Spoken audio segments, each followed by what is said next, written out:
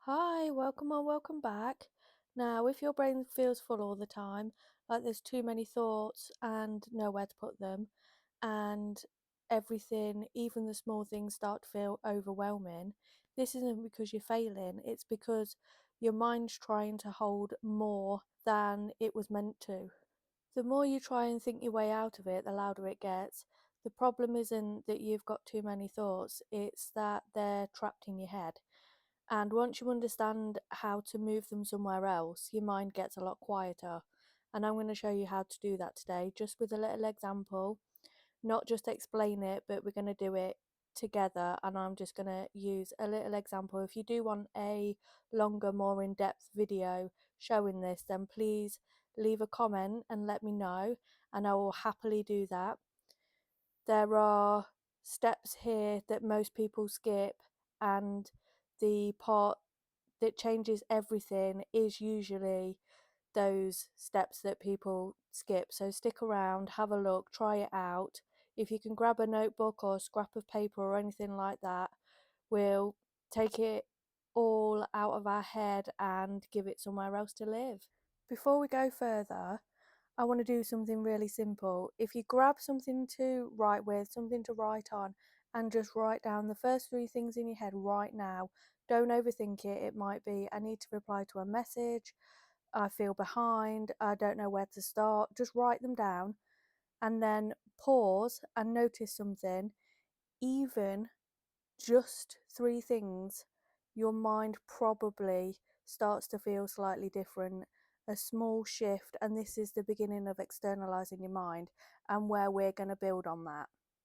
Externalizing your mind means taking what's inside your head and placing it somewhere outside of it, on paper, on a page, in a system that can hold it for you, because your brain is really, really good at creating thoughts, but it isn't actually designed to store anything.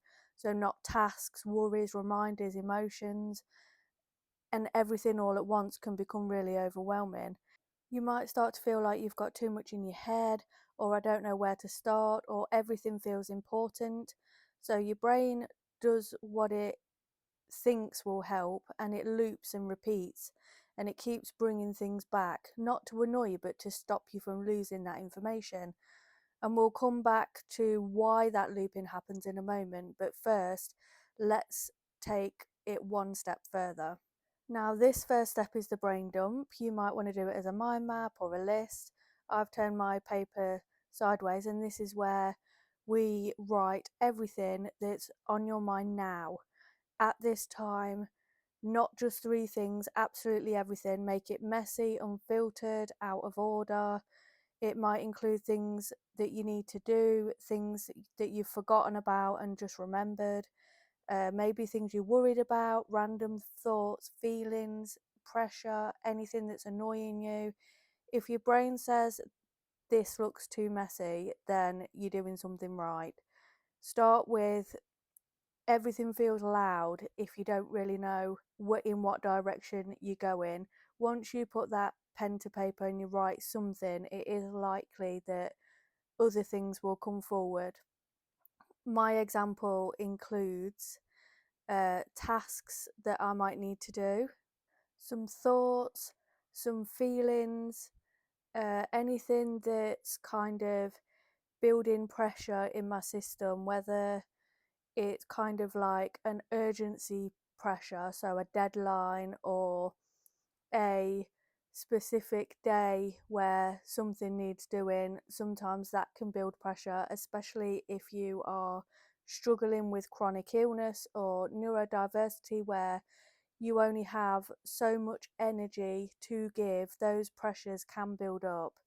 And also, I've included a little segment in the top left where I would write things like things that I might have forgotten in the moment, or things that I don't want to forget. So if my brain is full right now and something does keep looping round and looping round, obviously my brain doesn't want me to forget that.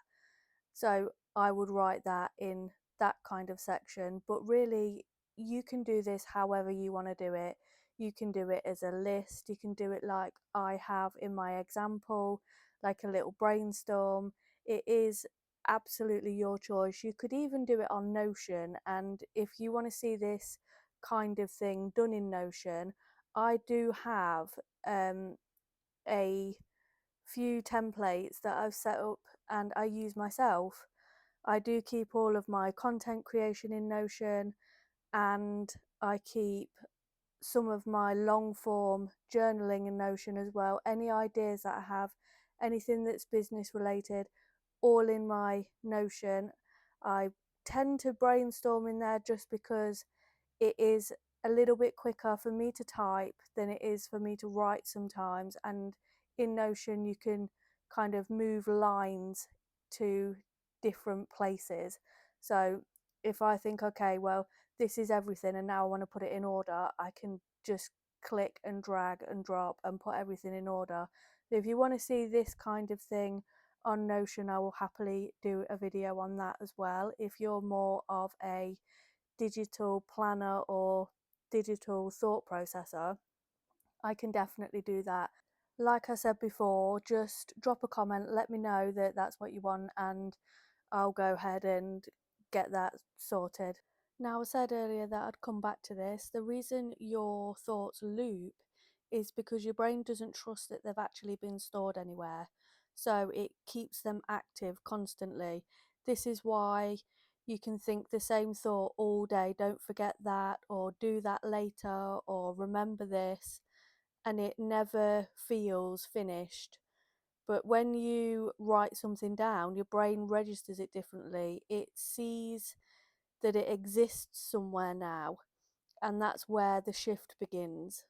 So, looking at your page, you want to circle anything that keeps coming back to your mind, the repeaters, not the really big tasks, but the loud ones. And next to each one you've circled, you could write something like why it keeps looping. For example, because I might forget, because I feel guilty, because it's unfinished or unclear. And this could be important because this is where that thought becomes less like noise and more like information to your brain. Now, if you have ADHD, autism, or chronic illness, it can feel like it's really intense. And this experience is often amplified, not because you're doing something wrong, but because your brain's holding more than it can comfortably be okay with. Working memory gets overloaded, energy gets stretched, and everything starts to feel urgent all at once. Now we're moving on to the tasks, thoughts, and needs. So we're taking things from our brainstorm and popping them over here. So you can do this again however you want to do it. I will do tasks, thoughts. So I will write my task there on the left, my thought on the right, and then underneath that, when I've finished filling those in, I will put my needs. So what your body or mind requires. And this is part of the process that most people skip, and it's why everything feels like one giant problem. But it's not one problem, it's three different kinds of things, and they require a different response. Sometimes that weight of tasks, or the weight of feeling like you're not really completing enough, isn't the actual task itself, it's the feeling that's attached to it. So it's a really good idea to make those feelings visible as well, just so your brain isn't trying to comprehend and store all the information for your tasks. So if you were to go, say, grocery shopping, then you would probably take a list of your groceries. You'd need your coin for the trolley.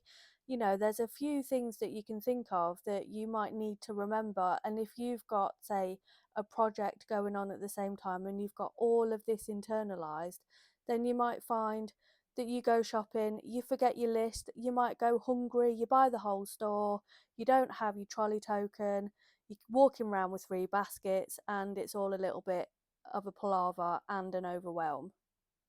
The way I would go about identifying this and getting it out on paper, making those feelings visible, is I would literally just write the thing that's underneath everything. So, what am I feeling underneath all of these tasks and things that's been stored in my head? Where are my emotions going? How do I feel? And then I would say what this feeling is trying to tell me. This is where things often shift because now you're not just reacting, you're understanding. Earlier, everything was in your head, and now it's in front of you, and this is where something powerful happens. Things shrink not because they no longer matter, but because they now actually have shape. And then you'll see me shrinking my overwhelm. So I think to myself, okay, where am I going to start? I'll do this one thing first. This seems really big. And I will literally make it its smallest form it can possibly be. So I will take one task that might have 40 steps and shrink them as small as I possibly can into those 40 steps. And it might be something like, for example, I am editing this video, and sometimes I will write, edit the video, and then do the thumbnail and do the title and description and upload to YouTube and schedule. And then other times I will do record the video, edit the video, upload the video. So 3 steps. But within those steps, there are loads of other steps, and you could go as far as open your laptop, open the software that you need to use for editing. You could include things like charging your microphone. These are all steps that need to be done, but if you still feel overwhelmed by shrinking your steps, say, into 3 tasks, for my example, the video editing, if I was to feel really overwhelmed with seeing, okay, film the video, edit the video, upload the video, then you need to break it again. You need to completely break it down again. So those 3 steps might then have 3 steps. If it's still overwhelming, add another 3 steps, so on and so forth, until it is less overwhelming. You can then kind of get an idea of how much energy you need to be putting into those tasks. If you've got an idea of, what gives you energy, what takes away your energy. If you find admin really hard, then you might not want to do all your admin tasks on the same day. You can spread them out, you can use your energy wisely, but essentially, you are left with an external mind. Now, you're not looking for a perfect system or a rigid routine. It's a place where your thoughts can land, that's not just stuck there in your head.